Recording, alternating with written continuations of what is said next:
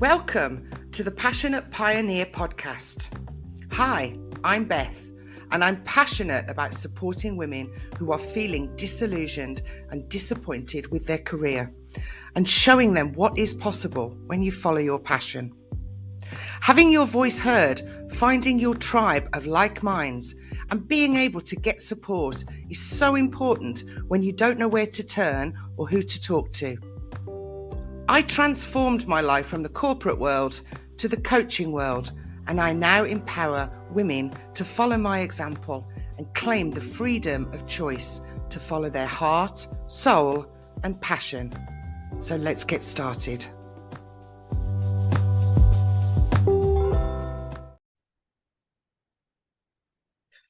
Today I'm talking to Maya Hollinger.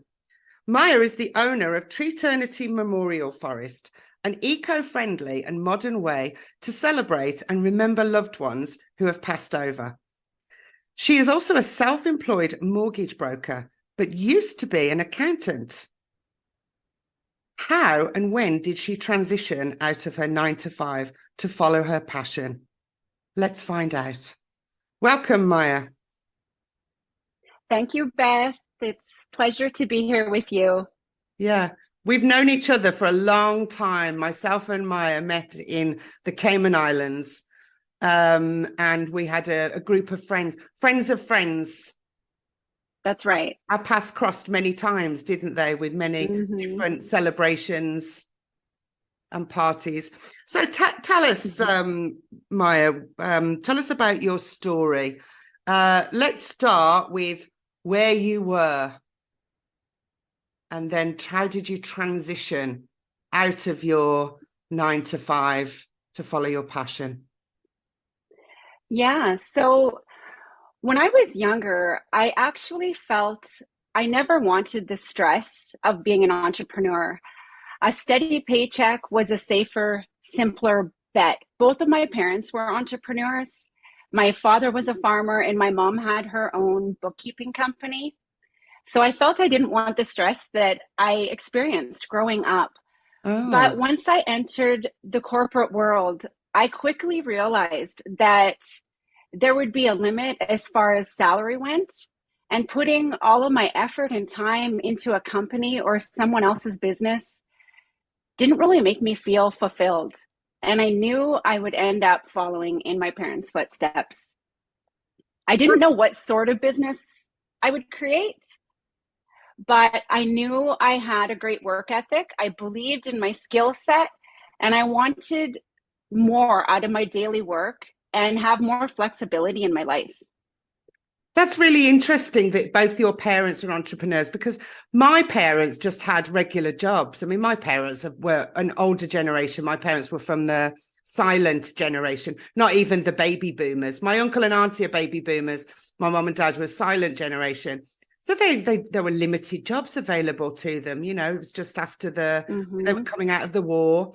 And they both just took regular jobs. So there was nobody to inspire me to be an entrepreneur. Actually, my brother stepped into entrepreneurship at a very young age. He realized he didn't want to work for anybody else. He wanted to make an impact and lead by example. And he did, and he was very successful. But yeah, like you, I just tended to sort of follow the norm and just go and do what I was supposed to do. Right. Right. It's funny that you mention your brother, because my brother is a part of my story as well. I mean, he does work in the corporate world, but he absolutely loves what he does. And I always felt myself just a little bit jealous of him and his love for work, and I thought, if I can somehow bring a love of something to my work as much as he does, I'm winning. Yeah. Well, I think that's the issue, isn't it? We're pushed into doing a career. I would say most people don't, when I speak to people, in my teaching, I speak to my students. It's one of the first questions I ask: are you happy in your job? No, I hate it. Men and women, most of them, they're younger, they're millennials. But most of them, no, they're very unhappy. They just did it because it's what they were expected to do, or what their parents told them to do, or, you know, it would give them a good salary, it would give them a stable income, and they've got no passion at all. The very few, like your brother, and my brother, you know, really have, my brother had, he's not of this earth anymore, but, you know, they both had a passion for what they do. And I think that's so important, because it makes your work less like work and more of a joy to do, right? Absolutely. So what was the step for you? What was the final straw that, you know, you said, that's it, I've got to do something different?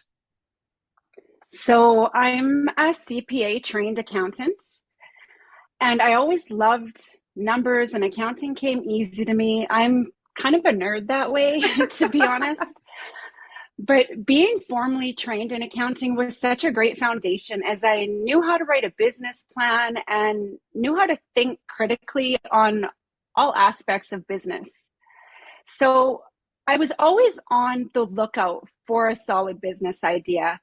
I had a few ideas in the past, but usually found a fatal flaw or something that made me decide against it. I kind of felt like the best way to come up with a good business idea was to ask myself if there was a solution to everyday problems I came across in life. If I ever found myself saying, "Ooh, I wish there was something that did this or that," I would sit with that and think about possible options for a business. So the idea of creating a beautiful memorial forest so people could honor their loved ones, their pets, and celebrate life events by planting a tree and a memorial stone came to me one day. Being a farm kid growing up, a passion of mine was gardening and working outside. So this combined a new idea, it solved a problem. I mean, not everybody wants to do the cemetery thing. This solution creates a living tribute. It continues the circle of life and is great for the earth at the same time. It creates a beautiful space people will love to visit. And it also allowed me to follow my passion of gardening. So I wrote a business plan. I pitched it to a local women entrepreneurs group, and they agreed to loan me the money, buy the land, a tractor, and a shed. And Oh, I started up my business. oh my Lord. So you actually got support. See, I I did. I moved to Italy and I wanted to set up this healing retreat, and I bought the house and the land. I haven't actually asked for any support. I'm going it alone. You know, I'm trying to create a community of women now online. But like you, I grew up with gardeners, Maya. You know, I had Mm-hmm. gardeners in my life, my grandparents, my parents. You know, we'd want something, we'd just go and dig it out the garden, the potatoes, the carrots, the cabbage, anything, right? The herbs. My nan was Exactly. great at growing herbs. Um, and so it's that grounding, isn't it? That's where your passion started. You started thinking about the garden, and I love that idea, planting a tree, for, you know, in someone's memory, because yeah, cemeteries, they're not my thing. Very sad. I've been to, when I go home, I go to my brother's, I go to the cemetery to visit my brother's grave and his daughter, because they lost a baby daughter as well.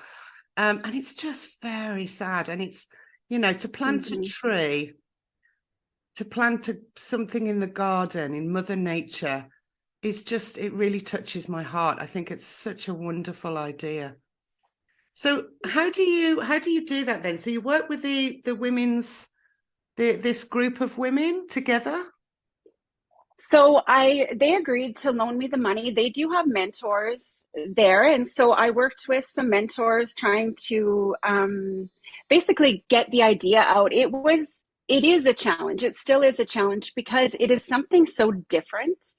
People aren't Googling memorial forests, you know. Right. They almost have to stumble upon it to realize that it's an option.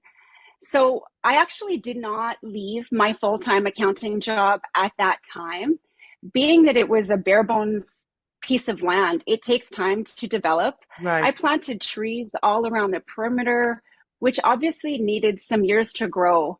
And I just knew it would take some time for people to envision what Treeternity Memorial Forest would Yeah. one day be.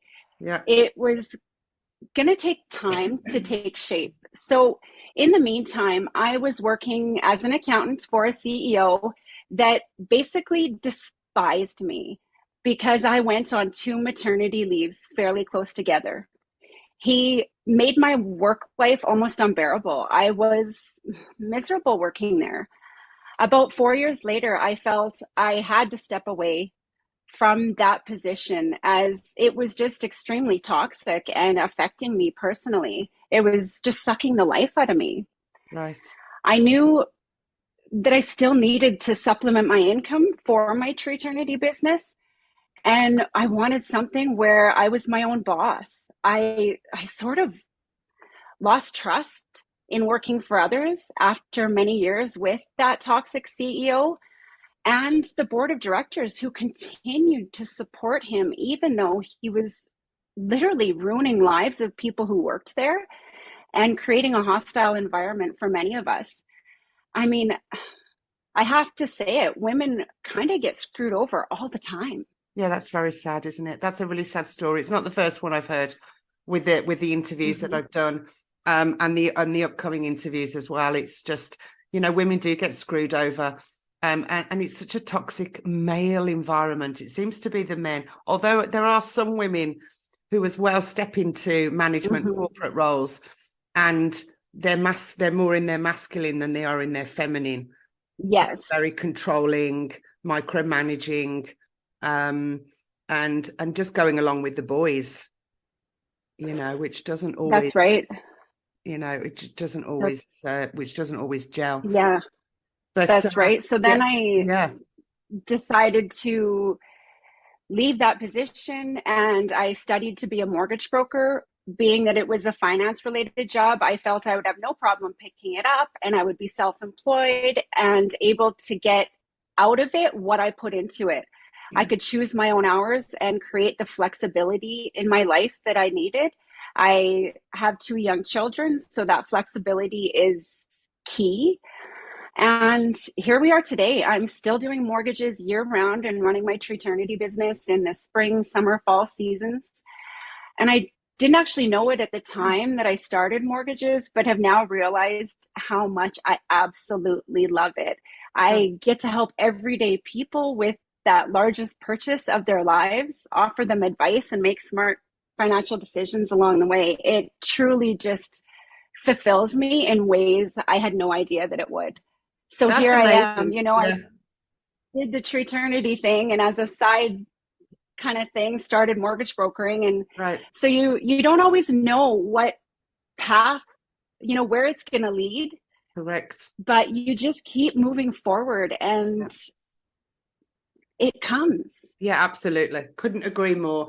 And that's the thing, isn't it? That's the thing with definitely leaving, your corporate career or your professional career where you've been doing it for many years. Suddenly it's like, what do you mean? I can't, I can't just step away from that and leave that. It's very unsafe, isn't it? It just feels unsafe. Mm-hmm. And we don't like to feel unsafe. Our bodies don't like it. They stop us. The ego steps in. Don't do that. What are you thinking? You're not smart enough. You don't have the experience. You stick to what you know. Stick with where you are, even though you're unhappy and miserable. That's right. It's Getting that bullied safety. sometimes, but it's the familiar and it's the safe.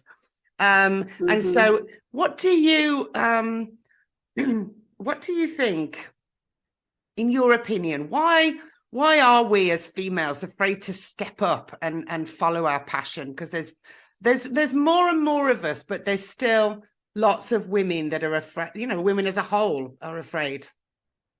Yeah, I have to agree with you on the safety front. I think we love safety and certainty for the most part. And not knowing where that next paycheck is going to come from is scary as hell.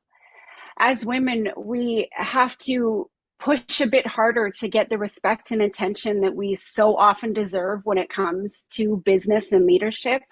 And so it's understandable when we have grown up in a society where the men have been the leaders that we find it challenging to feel like we deserve a chance to be at the Oh, top. yes.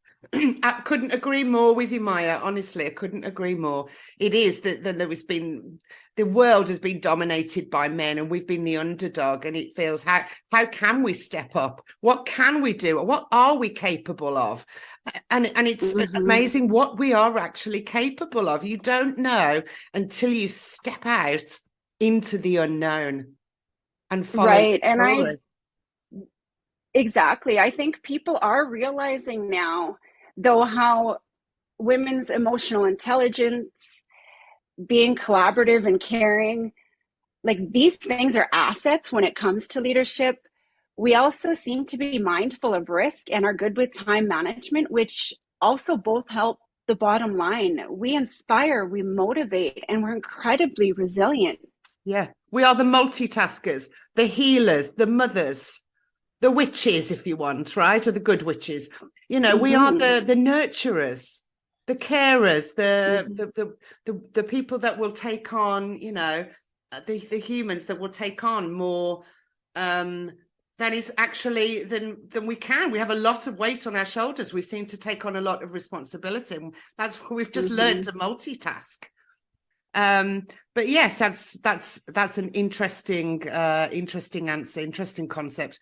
So let me ask you, how do you see yourself as a female leader in your field? Now, you are a mortgage broker, but you are also an entrepreneur, aren't you? You're an entrepreneur. So how do you feel about how do you see yourself as a female leader? Yeah, I feel like I am a risk taker. Always have been. I mean, I love things like bungee jumping and whitewater rafting, and I don't even mind public speaking. I mean, as you said, we met in the Cayman Islands. I had never been there, didn't know a soul Yeah, there. I packed my suitcase, went there with the idea of finding a job or with the hope and dream of finding a right. job, and ended up staying and living there for 7 years Yeah. and having the time of my life, right? So I am definitely that risk taker, and I find I'm also extremely resourceful. I always seem to be able to find a way to solve problems. I'm like a very visual person, so I write things down all the time. I do pros and cons list nonstop and write out problems and possible solutions. Um, and I feel like that helps me solve problems. So Yeah. these things do help me in my entrepreneurship. Right. Yeah, journaling's great. Journaling's great. But you've also got that logical mind, which I've got. I've always battled the logical with the spirituality, and now I've got the balance with the business and the spiritual business. I can actually, you know, I've got my logical and my spiritual. But yeah, writing things down always helps. Pros and cons. And things are changing constantly. You know, where we live in a constant change is the only constant. Change is the only constant we have. It's the That's only right. thing that's sure and steady is change. Everything is evolving all the time. And if you stand still and you don't take risks, you're just, what a boring life. What a very boring life, right? That's right. That's right. I actually absolutely love change. I find I'm changing my furniture around in my house all the time because I just need it. Right. It also freshens the energy when you move stuff around and you clean and you move some do some feng shui. It actually it's everything has energy, everything has a vibration. And that might be too woo for some of our listeners, but it's true. Everything has a vibration, everything has energy. So when you start moving your body, you change the energy. When you're dancing and you listen to music, you know, it changes the energy. When you move things around in your house and you do a really good clean, it changes the energy, right? So and then letting go is the journaling. releasing stuff, letting it go, looking at stuff, writing Mhm. down the pros and cons, or just writing down whatever's in your mind, those thoughts, those creative ideas. What could I possibly do if I leave my career? And just let your mind wander and just imagine, just, oh, what could I do? I could do Mhm. this and this and this, and just let your imagination wander, Yeah, like you said the same it, that you did. What could I mhm, do? yeah, Let me have a think, right? that's right. It's incredibly therapeutic just writing it down and letting it go, as you say. I love that. Yeah, just clearing. Well, the thing is, it's just clearing all the muddle out of your head, because you've got a million thoughts running through your head every single day, and suddenly Mhm. a thought will come to you, and it will be there for like 10 seconds, and it will go again, and it's just, if you leave room in your mind for more thoughts, writing stuff down, I find, leaves more room in your head for more thoughts and ideas, and using your imagination and being more creative. Absolutely. I couldn't agree more. So, what advice would you give to the next generation of females? I would tell them, if you love what you do, it does not feel like work. This is the truth. I work more now than I ever did in my 9 to 5, but it doesn't feel like work. I am just living my life. Do you Right. know what I mean? Yeah, I do. I totally do. Yeah, it's Yeah. the freedom. The thing is about leaving, the corporate world, to me. I mean, apart from feeling, completely frustrated and, bullied and overlooked, undermined, undervalued, all of those things. It's the freedom to make your own choices. It's the freedom to make your own schedule. It's the Mm-hmm. freedom to do what you want and have choices. You don't have that in a restrictive career. You can't, Yeah. can I just take my holiday? It's my best friend's birthday. It's my sister's birthday. I need to go. No, you can't. You can't take that time off, Yeah. the Yeah. restrictions, the restrictions, the restrictions. And that's why I think one of many reasons why I left, um, to gain the freedom and joy again, and and have some passion back in, have some passion back in my Yes. life and some joy. And like you said, when you're doing something that you love, it doesn't feel like work. You could work every Hmm. day. It doesn't feel like work. Time just flies. Yeah. It's just living life. I mean, I think like one of my biggest aha moments, I was in my 20s and I just found I was frustrated. I wasn't really happy. I was just in sort of like a bad spot. And it just hit me like a brick wall that I was the one who had the power to change that. Right. And all I had to do was make a change. Like you can't wait for things to happen for you. You have to go out and make them happen. Yeah. Challenge yourself in all ways. It only takes one step at a time, and sometimes it takes taking a step back in order to take that leap forward. But just believe in yourself. Yeah. I mean, if if you don't believe in yourself, who else will? I was just going to say the same thing, right? Who else is going to take that leap of faith for you? Nobody's coming to do it for you, right? Nobody is going to live your life. You have to grab it with both hands and take the leap of faith, and take the risk. Mm-hmm. It's yeah, as I said, or life just becomes, you just stay in the familiar, which is just, so you're just unhappy. So you just go through life Right. unhappy, waiting for Friday night, waiting for Mm-hmm. the weekend so you can have some joy back in your life. Yeah, Right? exactly. Yes. And I feel like the new generations, I feel like you can't take everything personally. This is something that maybe comes with age, but usually if somebody is saying something negative about you, it's because they are feeling insecure or they are missing something in their life. Yeah. And that's on them, not on you. So Right. being able to not let that bring you down and, like we said, just believe in yourself. Mm-hmm. It's self-awareness, isn't it? It's being self-aware. And I think Mm-hmm. you know, for my generation, you know, your generation, I think it took us a long time to become really self-aware. It took us longer than the new generation have a better chance, right? The younger generation. Yeah. For my generation, it took a while for me to actually understand and, you know, and become self-aware and self-motivated and understand that someone else's words exactly means that they're insecure. It's something about them. It's not about you. Mm-hmm. But again, that it takes practice. And so if we're talking about that, you know, when you're looking for to make the change and the transition, who do you think are the best people to talk to and to get advice?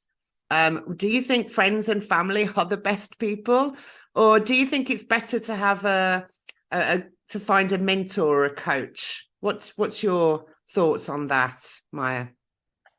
So I can only speak really from my own experience. And I guess it really depends on your family and friends, whether they're the best source of advice for you.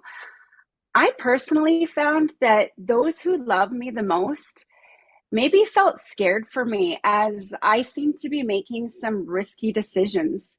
Um, they felt it was more than what they were comfortable with, and they actually discouraged me somewhat. In the same breath, it also lit a bit of a fire in me as I wanted to show them that I could do it and in a way prove them wrong. Right. But having a mentor, like someone on the outside, has the advantage of not being emotionally tied to your decisions, and they can help guide you in the right direction. They can look objectively and help you recognize your strengths and provide support where you need it. Yeah. I love talking about my businesses. They are a part of me. I light up when I talk about them and find myself feeling like my family and friends maybe get tired of hearing about it all the time. Whereas a mentor or a coach is a brilliant way to find that support that you may not have in your inner circle. Yeah, I totally agree. You've always got people that'll cheer you on and other people that will try and pull you down. And it's not because it's the fear. It's the fear Mm-hmm. that they're scared for Mm-hmm. you. They're scared for themselves. It's like, oh my, I wouldn't do that. So I don't want you to do it. Because if you fly, I'm left behind, kind of thing. So they're That's also right. scared of losing the friendship and losing the connection. But again, if you've got true friends, or maybe, you know, inspiring family members like your brother who's an entrepreneur, you know, if you have somebody that's already doing that, and following their passion, those are the people to talk to. It's all about finding your tribe. And I think that Mm-hmm. that's so important. It's one of the reasons I traveled. I'm pretty sure that's probably one of the reasons you traveled, is to find your tribe of like minds, because it's so important when you feel that I've always felt like the odd man out, I have to say, you know. I've always Mm-hmm. felt a little different. I mean, there's something, I can't say, oh, it's because I'm special, right? It's because everybody's special. We're all connected and we all have a passion. We Mm-hmm. all have a purpose. We all came here to do something. And it's about stepping out of your comfort zone to do that. So Mm-hmm. yeah, finding your tribe of like minds, and um, whether it's in your family or some friends or coaches, mentors, you know. I've joined many groups. I've had a few coaches. I'm in a membership now, and I have a tribe of women that, you know, I can talk to, and that's so important. Yeah, I agree on the importance of surrounding yourself with successful, positive, and like-minded people. Absolutely. Yeah, it's you know, I believe I'm sort of creating a community here with starting this podcast. You I know, think you are, Beth. a community of women who've been just like me, have just gone through the same things I have and left their career to follow their passion. And, you know, it's not an easy journey. It takes courage and bravery, but it's worth it. It's so worth it. It really is. It really is. And I love that you're creating this community. I mean, if anybody is going through something, someone else has probably gone through it, and we can benefit from sharing our stories.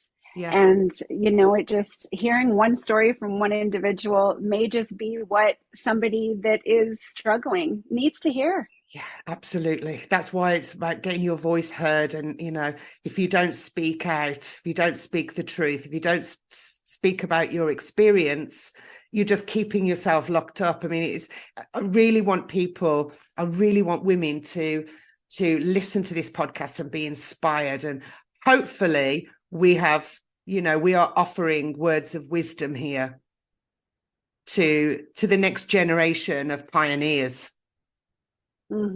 Absolutely. So last question for you. Do you have any advice now today for the women that are listening on why they should follow their passion?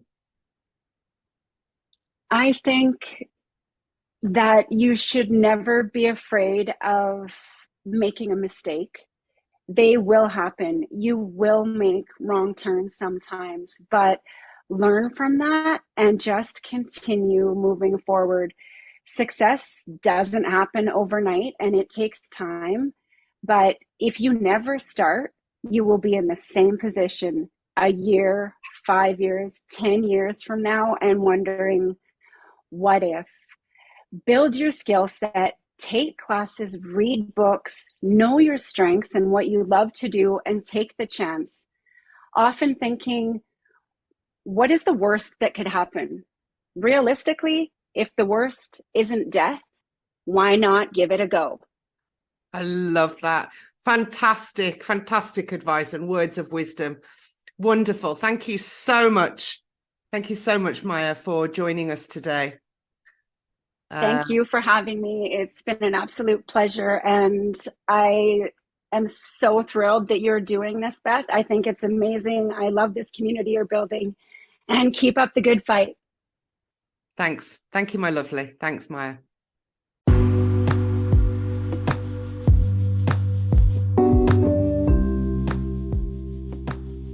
Thanks for listening today. If you would like to join me in telling your story about how you are quietly quitting your career and how you've got 1 foot out of the 9-to-5 rat race, or if you are a woman who has a story about already leaving the professional world to follow your passion and can offer inspiring advice, then please message me to get yourself booked in on an episode just for you. If you have a question for me or would like to know more information about how I can support you in one of my passion programs, please message me on Instagram, Facebook, or visit my website. You can also grab your free copy of my workbook, Your Passion Journey Starts Here, by joining my online community. And don't forget to subscribe if you enjoy this podcast and share it with your friends. Until next time, this is Beth Taylor at the Passionate Pioneer Podcast, signing off.